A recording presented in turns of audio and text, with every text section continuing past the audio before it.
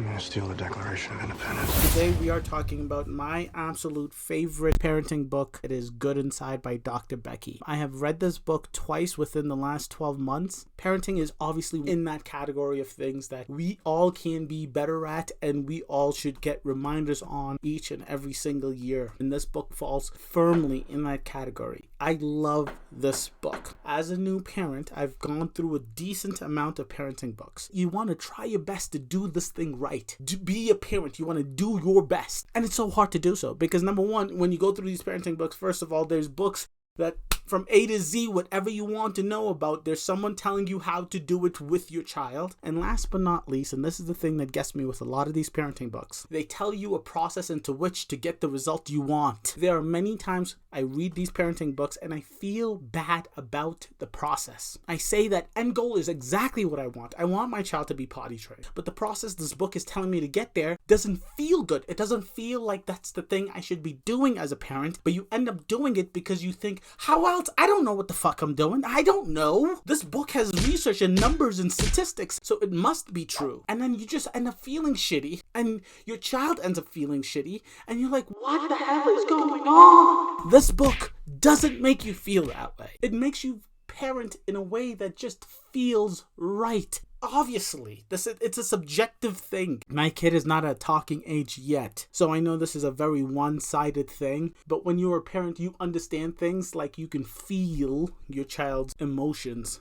day and night. And this book has made my relationship with my child so much better. All right, let me stop talking about the meta of this book and let's actually talk about this book. The thing about this book, the title is the foundational idea that you need to just believe, and then the rest of the book feels beautiful. Your kid is good inside. It's a very easy thing to forget on your day-to-day as a parent. Your kid is good inside. They're just making bad decisions. This is just a foundational thing that you truly have to believe, and I think most parents do believe it. And if you just accept that, the rest of the book, and not just the rest of the book, the rest of your life as a parent just changes, especially in those heated moments. If you remind yourself, my kid is good inside, they're just making a bad decision, just that alone is enough for the purchase of this book. I promise you that. But going on with the rest of the book, I do want to talk about the things very much like the idea that your kid is good inside. The things that I changed my mind on the first and then second read of this book makes me feel like a better parent, but not because I feel like I'm a better parent. It makes me feel like I'm a better parent because my relationship with my child feels better. But Dr. Becky speaks it into existence. Speak the feeling you've always had and understood, but never put words to. It is your job as the parent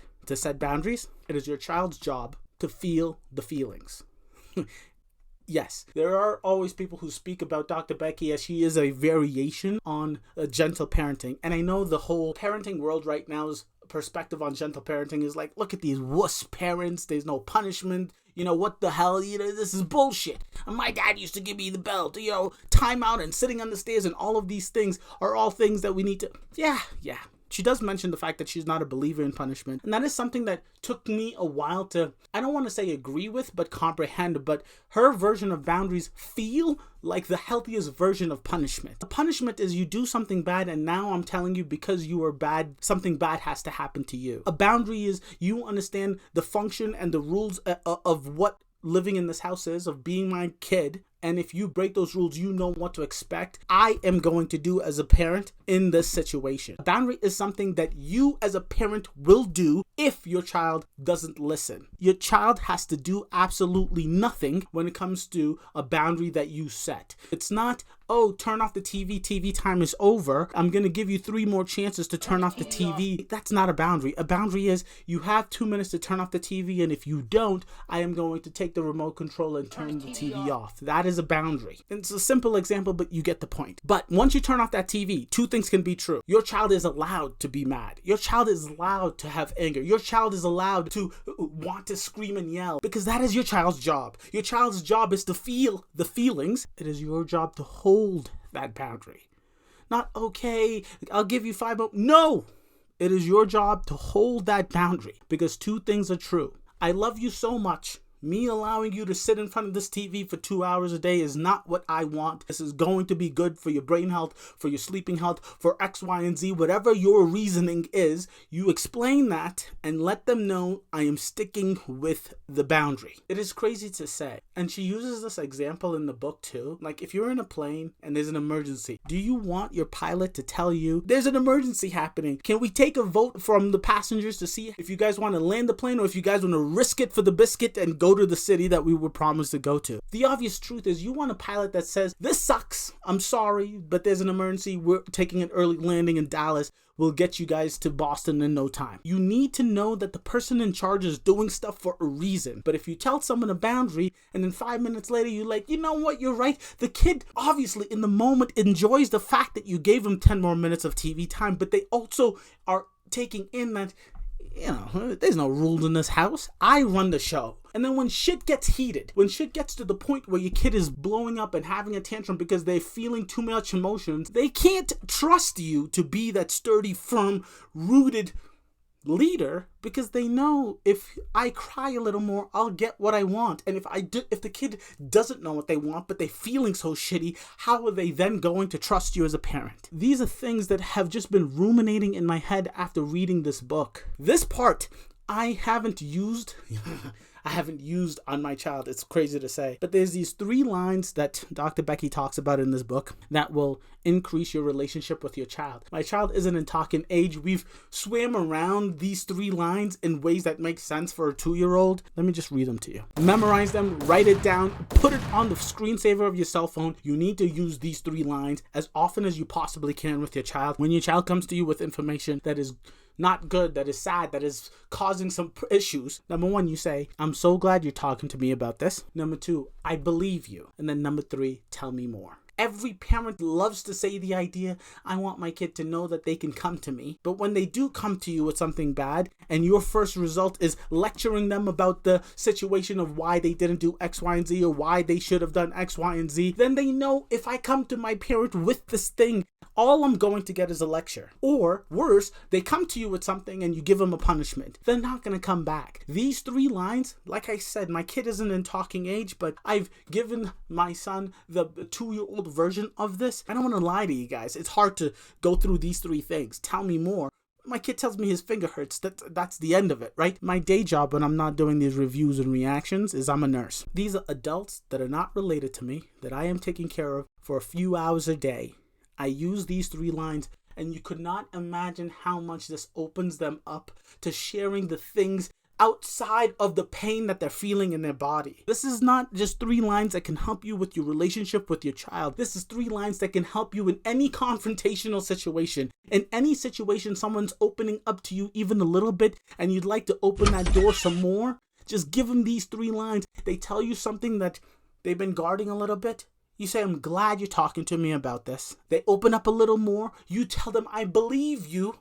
And then you say, tell me more. And they will kick that door open and give you everything you ever thought you wanted to know. I promise you it works. It works with people I've met for an hour previously. I promise it would work with your children. I don't know how else to talk about this book without telling you about the things that have just been living in my head rent-free since reading this book. The first time reading through, I really didn't like the idea of no punishment. The second time reading through, not only does it feel right, it makes sense. But this is the only way I know how to review this book, is by telling you the gems that have just lived with me. One of those other gems. Happiness is not the goal. My kid doesn't go to daycare, so a lot of the time when I'm with my kid, I feel like I'm my kid's entertainment. And I feel like if my kid's not happy, I'm not doing a good job that day when I'm with my kid. But the issue with having happiness as a goal, you automatically put negative feelings, sadness, crying, as obstacles, not as feelings that child needs to have, because it's a feelings that all humans have for the rest of their lives. We don't want to judge a kid's feelings, because when happiness is the goal, all the other feelings a human being has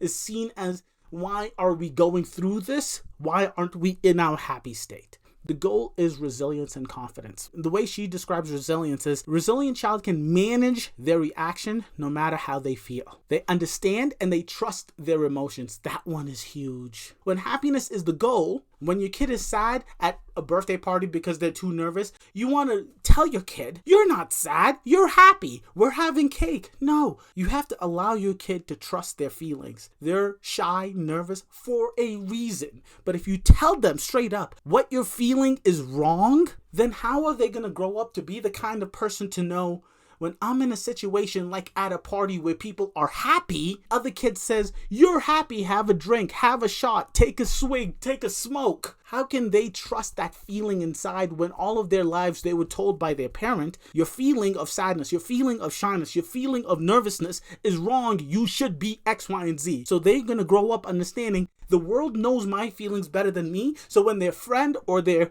acquaintance tells them you are feeling wrong and you should take a drink, they're going to jump at the opportunity. Resilience is not getting the outcomes you want. It's accepting reality. That's why holding your boundaries is super important. Because your kid needs to know, I am very angry dad took away the remote and turned off the TV, but I'm resilient. I know I will survive this bullshit. Hold the boundaries so they build resilience. And then confidence. I said the goal should be resilience and confidence. And I just want to read you the quote in which she has perspective of what confidence truly is. Kids are often taught that confidence means feeling good, feeling proud, or feeling happy with themselves. It doesn't. I know that might seem like a bold statement, but I firmly believe it's time to reframe the discussion around confidence. When we define confidence as feeling good about ourselves, we end up trying to convince our kids out of their distress, out of their disappointment, or out of their perception that they are not very good at certain things. This is unfortunate because I believe this pathway of reassurance and propping up actually destroys confidence. Hear me out. For me, confidence is not about feeling good. Confidence is our ability to feel at home with ourselves in the widest range of feelings possible. And it's built from the belief that it's okay to be who you are no matter what you're feeling. Again, this is another paradigm shifting thing for me. And for some people, you would be like, obviously that's what confidence is. But no, confidence is believing yourself, trusting yourself in the widest range of emotions. In the happiest of emotions, in the proudest of times, your child will think and know and understand, yes, this is great. This external being and feeling of everything that's happening right now is fantastic. And I'm allowed to feel any way I want to feel about this fantastic situation. And at the same time, the opposite is true too. And that is the most important thing. On a wide tangent, this is a crazy tangent, but it's like, again, just the gems that spoke to me this year. I'll be talking to you about this book next year again with gems that speak to me more at that time. And this one is specific for the period of life my kid is going through right now. My partner and I are having a difficult time trying to get our kid to eat as much as they want. And this, again, she has set up the jobs of the family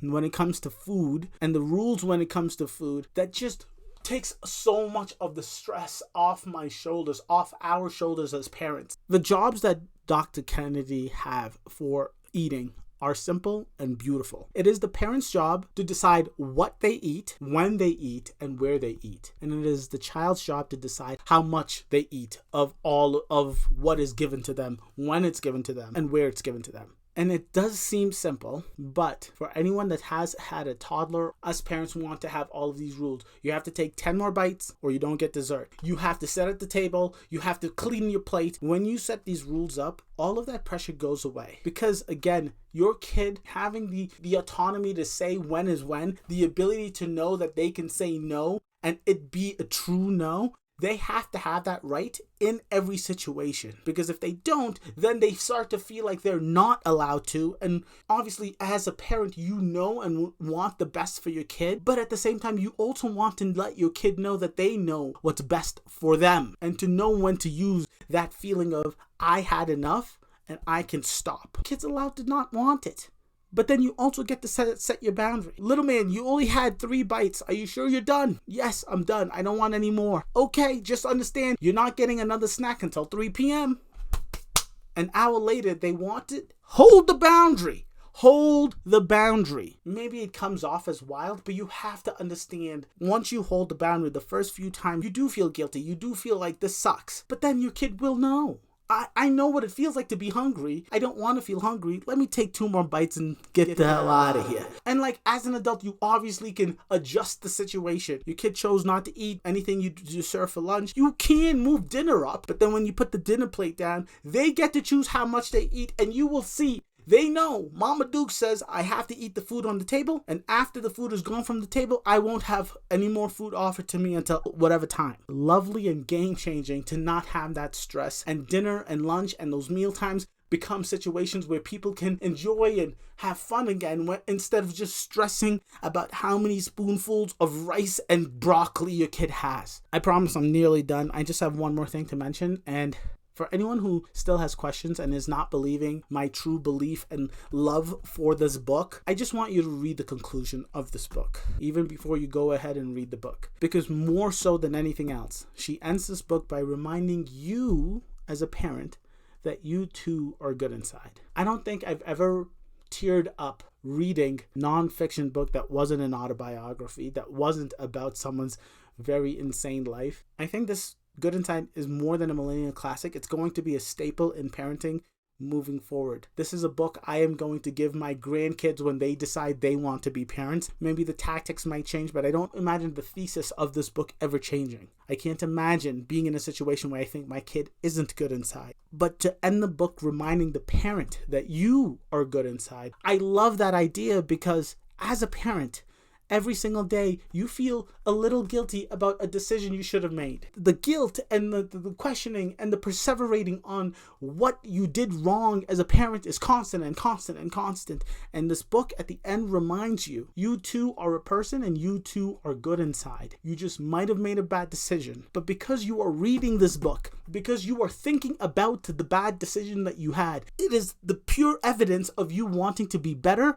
which means, in fact, you are good inside. I love this book. I don't know how else to say this. I am so grateful I have this book. I got the app. I'm part of her fucking Good Inside team. I'm not trying to shell any of this to you. I am just telling you. I've read so many parenting books, but this is the one parenting book that has made me feel good about being a parent. Not just like put more stress on me about what I need to do as a parent, or what I should be doing as a parent, or made another thing on my to-do list of things I have to do with my kid. No, this reminded me that being a parent is such a joy. And yes, there are many, many, many, many things in this book that I still have to do, that have been added to my to-do list in X, Y, and Z, but it feels fucking good to do so. It just feels so much better. It's just a different kind of parenting book. All right, I've said enough. You guys, Good Inside, by far my favorite parenting book ever. Please go check it out. Anyone that's a parent, anyone that wants to be a parent, please go check it out. I'll catch you on the flip. Deuces.